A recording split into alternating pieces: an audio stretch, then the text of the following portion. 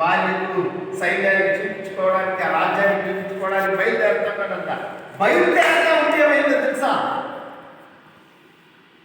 ఆ సేవకులతో కలిసి ఒక సేవకుడు ఉన్నాడు, గెహాజీ. ఆయన పరిగెత్తుకుంటూ పోతున్నాడు. అంటే ఏ దగ్గర డబ్బులు తెచ్చుకునేదాన్ని, ఎవరి దగ్గర? ఆ సేనాధిపతి దగ్గర డబ్బులు తెచ్చుకునేదానికి పరిగెత్తుతున్నాడట. పరిగెత్తుకుంటూ పోయి, అయ్యా నా యజమానికి, నా సేవకునికి మోమాటమయ్యా, నన్ను పంపించినాడు, కొంచెం బంగారు, కొంచెం వెండి, కొన్ని బట్టలు ఇచ్చేయి అంటే ఆయన ఒకటి అడిగితే రెండుగా ఇచ్చేసినాడు. వీడు ఆత్రంగా పరిగెత్తుకొని పోయి ఇంట్లో పెట్టేసి మళ్ళా సేవకుని దగ్గరికి వెళ్ళాడంట. సేవకుని దగ్గరికి పోతే సేవకుడు అన్నాడంట, గెహాజీ ఎక్కడ విన్నావు? నేను ఎక్కడ విన్నానయ్యా, ఈడే తిరుగుతా వాళ్ళు అందరి దగ్గర అన్నాడంట. లేదు నువ్వు ఎక్కడ విన్నావు చెప్పండి. లేదు నేను ఎక్కడికి పోలేదన్నాడు. అప్పుడు చెప్పినాడంట సేవకుడు, నువ్వు ఆ నయమాంతో కలిసి ధనము, బట్టలు అన్ని తీసుకునేటప్పుడు నా మనసు నీ దగ్గరికి వచ్చిందయ్యా, నా హృదయం నీ దగ్గరికి వచ్చింది, వేడ తప్పించుకుంటావు అని చెప్పి ఏమన్నాడు తెలుసా?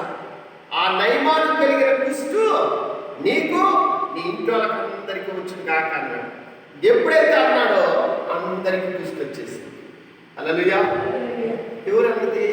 దేవుడి సేవకుడు.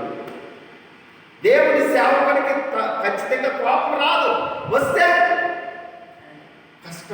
కష్టం. అందుకే దేవుడు అంటున్నాడు, సేవకులు మీ దగ్గరికి పంపిస్తూ ఉంటా, వాళ్ళ మాట వినండి, వాళ్ళకు లోబడండి, వాళ్ళ దగ్గర ప్రార్థన చేసుకోండి, నేను మిమ్మల్ని స్వస్థపరుస్తాను. కాదు స్వస్థపరిచేది, దేవుడు మిమ్మల్ని స్వస్థపడతారు. అందుకే దేవుడు చెప్తున్నాడు, ద్రాక్షావళిని నేను, తీగులు మీరు, నా ఎంతుంటేనే మీరు ఫలిస్తారు, కానీ నాకు వేరుగా ఉండి మీరేమీ చెయ్యలేరు. ఇప్పుడు చర్చికి రాకంటే ఎవరి క్లాసు? అంతే. కూలికి పోకపోతే ఎవరి క్లాసు? కూలి చేసేవారికి. ఆగే పోయా మేస్త్రి, నేను రా, నువ్వు తిట్టావు నేను రా, నువ్వు మాట్లాడినావు నేను రా అని నిలిచిపోయిన వారికి ఎవరి క్లాసు? నీకే లాసు. దేవుడికి ఏమన్నా లాస్ అయిపోయి రాకపోతే, ఇద్దరు వచ్చినా ఒకరు వచ్చినా ఎవరు రాకపోయినా చర్చి తెచ్చి ప్రార్థన చేసుకొని పోతారు. అప్పుడు ఎవరికి కష్టాలు? ఈడ బాప్తిసం తీసుకున్న వాళ్ళు, ఈ ఇంట్లో పేరు పెట్టుకున్న వాళ్ళు, ఈ పేరు పెట్టుకున్నాడు ఎవరైతే దొంగ పక్కన తిరుగుతారో వాళ్ళని దేవుడు వదిలిపెట్టాడు. హల్లెలూయా. దేవుడు వదిలిపెట్టాడు. దేవుడు ఎంతో ఒకటి తీసుకొస్తాడు. దేవుడు ఎంతో ఒకట్లా ఆయన ఆలయానికి రప్పించుకుంటాడు. కనుక మనం ఆయనలో నిలుస్తుంటాం. కష్టం వస్తుంది, బాధ వస్తుంది, శ్రమలు వస్తాయి. రావా? ఇప్పుడు ఆ చింత చెట్టు ఉంది కదా, పుట్లు కాసేస్తే ఏమొస్తాయి? కోతులు వచ్చి తినేస్తాయి కదా, మనుషులు వచ్చి రాళ్ళతో కొట్టి తినేస్తారు, పెరుగుకుంటారు కదా. ఎంతమంది ఆశిస్తారు కాయలు వేస్తాయి? మనం కూడా అంతే, క్రైస్తవులమైన మనం కూడా దేవుడికి ప్రార్థించే బిడ్డలకు శ్రమలు వస్తాయి. ప్రార్థించిన వాళ్ళకి రావు, వస్తాయా? రావు.